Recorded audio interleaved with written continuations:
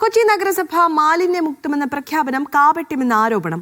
മാലിന്യക്കൂമ്പാരങ്ങളും മലിനമായ ജലാശയങ്ങളും നഗരസഭയുടെ വിവിധ ഭാഗങ്ങളിൽ കാണാം. തെരഞ്ഞെടുപ്പ് പ്രഖ്യാപനത്തിന് മുന്നോടിയായി നടക്കുന്ന പ്രഹസനങ്ങൾ എന്ന ആരോപണങ്ങളാണ് ഉയരുന്നത്.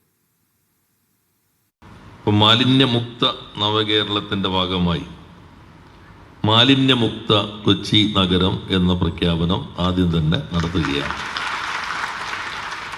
കഴിഞ്ഞ ദിവസമാണ് കൊച്ചി നഗരസഭ മാലിന്യമുക്തം എന്ന പ്രഖ്യാപനം മന്ത്രി പി രാജീവ് നടത്തിയത്. ഇതിനു പിന്നാലെയാണ് മാലിന്യമുക്തമെന്ന പ്രഖ്യാപനങ്ങൾ വെറും കാപട്യമെന്ന ആരോപണം ഉയരുന്നത്. ജനങ്ങളെ ദുരിതത്തിലാക്കുന്ന മാലിന്യ കൂമ്പാരങ്ങളും അഴുക്കു നിറഞ്ഞ ജലാശയങ്ങളും നഗരസഭയുടെ വിവിധ ഭാഗങ്ങളിൽ കാണാം. തെരഞ്ഞെടുപ്പ് പ്രഖ്യാപനത്തിന്റെ വെറും പ്രഹസനങ്ങളാണ് ഈ പ്രഖ്യാപനങ്ങൾ എന്ന ആരോപണമാണ് ഉയരുന്നത്. ഈ കൊച്ചിയിലെ റോഡിൽ എവിടെ നോക്കിയാലും എല്ലാം കൂടി ഒരുമിച്ച് കൊണ്ടുവന്നിടും. അങ്ങനെയാണെങ്കിൽ സാധാരണ ജനങ്ങളിൽ നിന്ന് പല ദിവസങ്ങളിൽ പല തുണികളും സഞ്ചി, കിറ്റ്, പ്ലാസ്റ്റിക് എന്നൊക്കെ പറഞ്ഞ് ഡേറ്റ് ഇട്ട് ഈ എന്തിനാണ് അവരെ കൊണ്ടിട്ട് ചവറക്കടിപ്പിക്കുന്നത്? അതുപോലെ ഈ ഫോട്ടോ ആശുപത്രിയുടെ മുൻവശം അവിടെ നിറച്ചു ഇതേപോലെ കൊണ്ടുവന്നിരിക്കുന്നത് അതൊരു ആശുപത്രി അല്ലേ?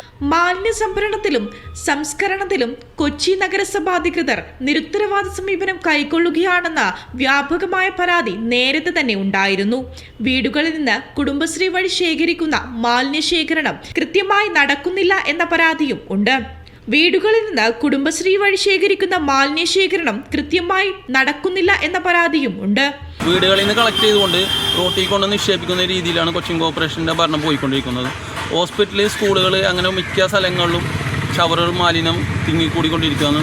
മാലിന്യ നീക്കത്തിന് മറവിൽ കോടികളുടെ അഴിമതിയാണ് കൊച്ചി നഗരസഭയിൽ നടക്കുന്നതെന്ന പരാതി നേരത്തെ തന്നെ പ്രതിപക്ഷം ഉയർത്തിയിരുന്നു. മീഡിയ 1 കൊച്ചി.